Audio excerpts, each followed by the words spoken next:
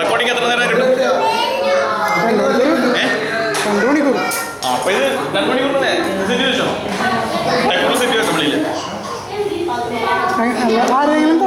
കൊടുക്കാൻ നല്ലത് ട്രൈപ്പോഡിൽ വെച്ചാൽ മതി. എന്നിട്ട് ആരെങ്കിലും ഏൽപ്പിച്ചാൽ മതി. ഷേക്ക് ആവൂലേ?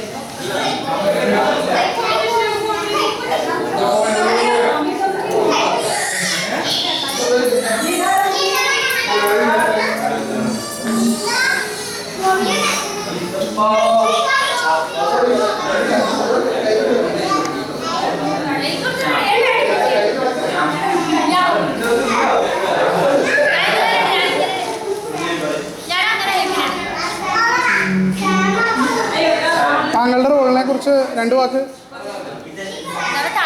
റോളിനെ കുറിച്ച് 2 വാക്ക്.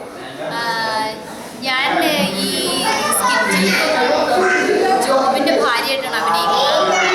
വളരെ മക്കളോട് വളരെ സ്നേഹം, ഭർത്താവിനോട് ഉള്ള ഒരു ഭാര്യയായിട്ടാണ്. പക്ഷേ സെക്കൻഡ് പാർട്ടിൽ വരുമ്പോൾ വളരെ ദുഷ്ടകഥാപാത്രമായിട്ടാണ് ഞാൻ വരുന്നത്. മതി.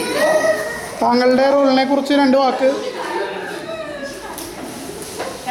ഈ നാടകത്തിലെ കഥാപാത്രം തികച്ചും യാദൃശ്ചികമായിട്ട് വന്നു ചേർന്ന ഒരു കഥാപാത്രമാണ്.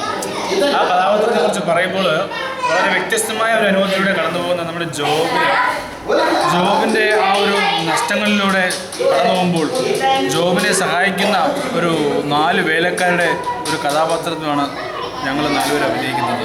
അതിൽ പങ്കെടുക്കാൻ സാധിച്ചതിൽ വളരെയധികം സന്തോഷം തോന്നുന്നു. Thank U.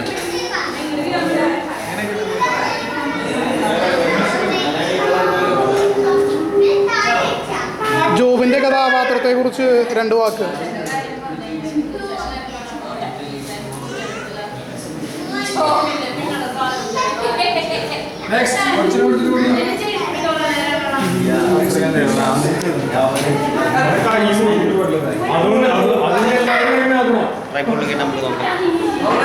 താങ്കളുടെ കഥാപാത്രത്തിനെ കുറിച്ച് 2 വാക്ക്. ഇപ്ല ഇമ്ല 2 വാക്കായിട്ട്. ഇത് കഴിഞ്ഞെങ്കിൽ എത്ര പ്രാവശ്യം ചെയ്യും?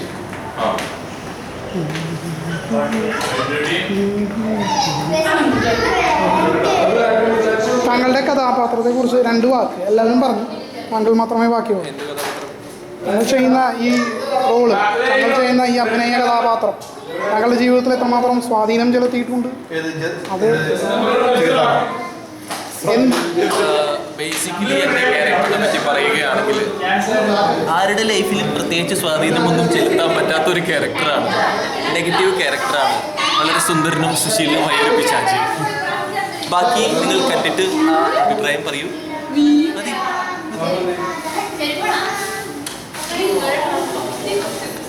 മോൻ്റെ അപ്പൻ ഈ നാടകത്തിലെ ഡയറക്ടറാണല്ലോ, അതിനെക്കുറിച്ച് 2 വാക്ക് സംസാരിക്കാമോ?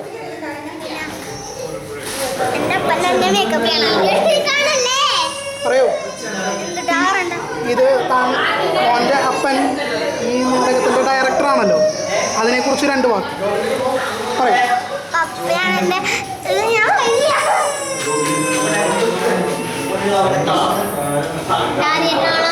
ജോബ് ഇപ്പോൾ റെഡിയാണ്. ജോബിൻ്റെ കഥാപാത്രം താങ്കൾക്ക് ഈ കഥാപാത്രത്തെ കുറിച്ച് എന്ത് പറയാം?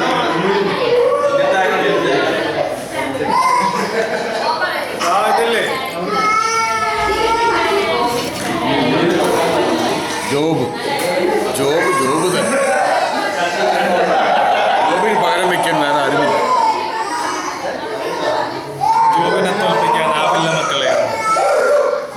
തോൽപ്പിക്കാനാവില്ല മക്കൾ.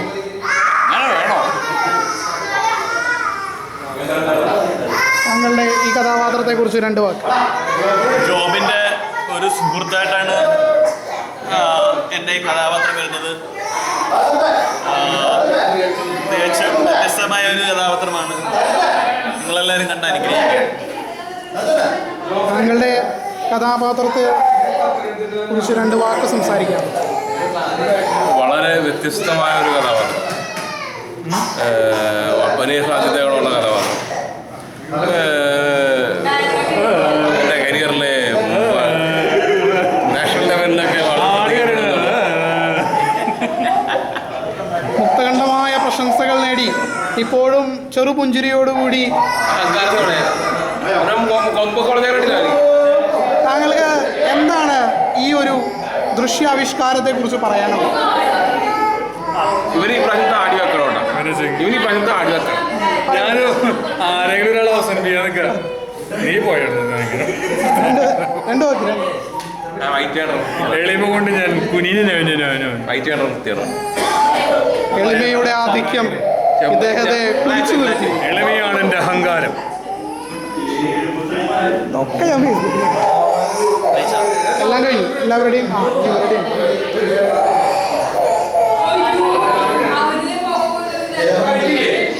നിങ്ങളുടെ 3 പേരുടെയും കഥാപാത്രത്തെക്കുറിച്ച് നിങ്ങളുടെ ജീവിതത്തിൽ നിങ്ങൾക്ക് തോന്നിയ അല്ലെങ്കിൽ നിങ്ങൾക്ക് എന്ത് തോന്നുന്നു? എല്ലാവരും അവരവരുടെ കഥാപാത്രത്തെക്കുറിച്ച് പറഞ്ഞു. താങ്കൾ എന്ത് പറയും? പറയൂ. അല്ല, എല്ലാവരും പറയൂ. താങ്കൾക്ക് എന്തെങ്കിലും തികച്ചും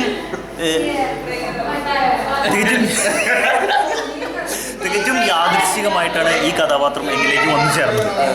എൻ്റെ കഥാപാത്രം എന്ന് പറയുന്നത് ജോബിൻ്റെ ഒരു പ്ലേ ചെയ്യില്ലേ, ജോബിൻ്റെ ഒരു വേലക്കാരനായിട്ടാണ് ഞാനിതിൽ വേഷം ചെയ്യുന്നത്. ഈ വേഷത്തിൻ്റെ പ്രത്യേകത എന്ന് പറയുന്നത് പ്രത്യേകിച്ചൊന്നുമില്ലെങ്കിലും, പക്ഷേ ഇത് ജോബിനെ വളരെയധികം സ്പർശിച്ച ഒരു വേലക്കാരനായിരുന്നു. ഇത് ജോബിൻ്റെ ജീവിതത്തിൽ തുടർന്നുള്ള സംഭവബഹുലമായ മുഹൂർത്തങ്ങളിൽ ജോബിൻ്റെ മക്കൾ മരണമടയുന്നു, അവരെ ഷേബാക്കാർ വന്ന് ആക്രമിക്കുന്നു. അങ്ങനെയുള്ള സംഭവബഹുലമായ നിമിഷങ്ങളിൽ ഈ വേലക്കാരനാണ് ജോബിൻ്റെ അടുത്ത് ആ വിവരം വന്ന് അറിയിക്കുന്നത്. നന്ദി, നമസ്കാരം. അത് എത്രത്തോളം പൂർണ്ണമായി എനിക്കതിൽ അവതരിപ്പിക്കാൻ സാധിച്ചു എന്നുള്ളത് നിങ്ങൾ പ്രേക്ഷകരാണ് കാണേണ്ടത്. പ്രേക്ഷകർ കാണുക, തിയേറ്ററിൽ തന്നെ പോയി കാണുക, സപ്പോർട്ട് ചെയ്യുക, വിജയിപ്പിക്കുക. നന്ദി, നമസ്കാരം. എൻ്റെ കഥാപാത്രം പറഞ്ഞാൽ ഇതിൽ ജോബിനെ ഇങ്ങനെ വലുതാക്കിയതിൽ ഒരാളാണ് ഞാൻ. അപ്പോൾ ഞാനാണ് ഈ ജോബിനെ കുത്തി പറയണത്. ഞാൻ കുത്തി പറഞ്ഞിട്ടുണ്ടെങ്കിൽ ജോബ് എലിഹു മതി, ഇത്രയേ ഉള്ളൂ. ഞാൻ ജോബിൻ്റെ ആരാ ചേട്ടാ?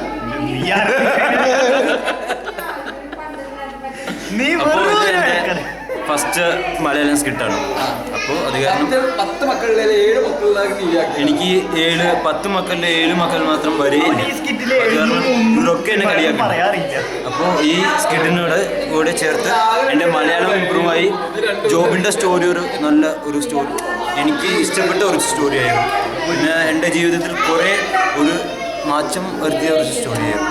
സോ അത് കാരണം ഈ ദുബായിൽ വന്നിട്ട് ഫസ്റ്റായിട്ട് അഭിനയിക്കുന്ന ഫസ്റ്റ് ഡ്രാമ അത് മലയാള ഡ്രാമ. ഇതുവരെ മലയാള ഡ്രാമ അഭിനയിച്ചിട്ടില്ല. സോ അത് കാരണം എല്ലാവർക്കും നന്ദി.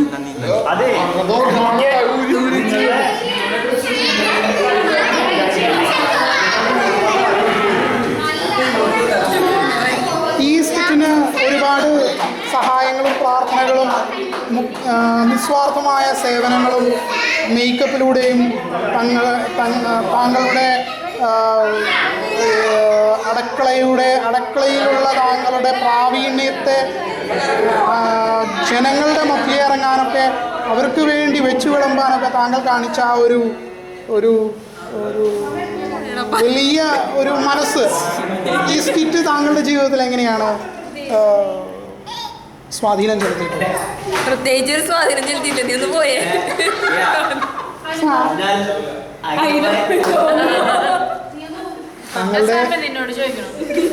താങ്കളുടെ ഭർത്താവ് ഈ സ്കിറ്റിനെ ഒരുപാട് ഡയറക്ഷനും അതുപോലെ തന്നെ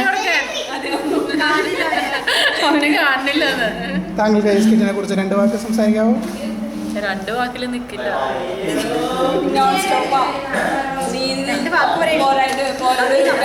നന്ദി, നമസ്കാരം. അത്രേ ഉള്ളൂ,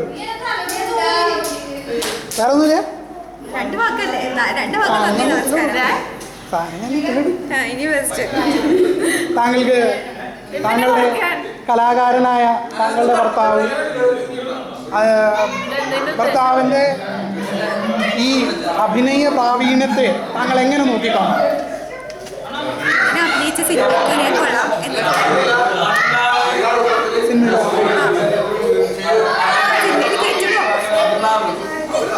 വേറെ എന്തെങ്കിലും സംസാരിക്കാനില്ല.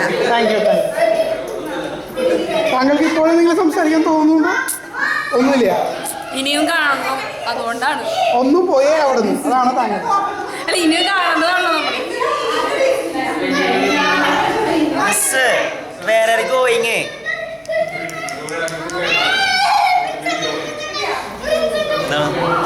ഇത് ആ, ഇദ്ദേഹം ആരാണ് ഈ സ്കിറ്റിൻ്റെ?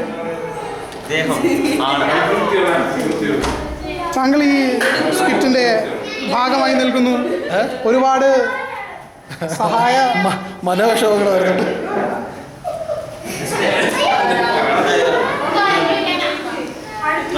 ഒരു കഴിഞ്ഞ എന്നോട്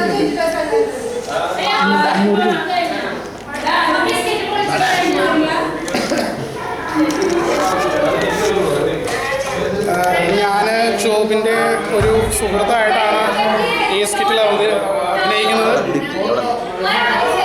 ഒരുപാട് നാളുകളായിട്ടുള്ളൊരു ആഗ്രഹമാണ് ശരിക്കും ഒരു നല്ല കഥാപാത്രം ചെയ്യുക.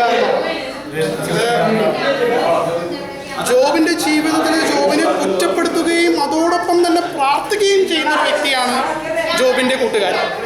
എന്തായാലും ഞങ്ങളുടെ ഈ ഒരു എളിയ സംരംഭം ജനഹൃദയങ്ങളിലേക്ക് എത്തിച്ചതിന് ഞങ്ങളുടെ ഡയറക്ടറായ 2 പ്രഗത്ഭരായ ശോഭി ചേട്ടനെയും അതുപോലെ ജോജോയെയൊക്കെ ഞങ്ങൾ സ്മരിക്കുന്നു.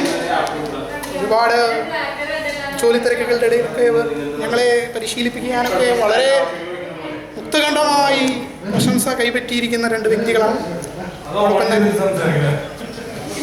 നിങ്ങൾ എന്തായാലും ഈ ഒരു സംരംഭത്തിൻ്റെ ഭാഗമാകാൻ കഴിഞ്ഞതിൽ ദൈവത്തോട് നന്ദി പറയുകയാണ്.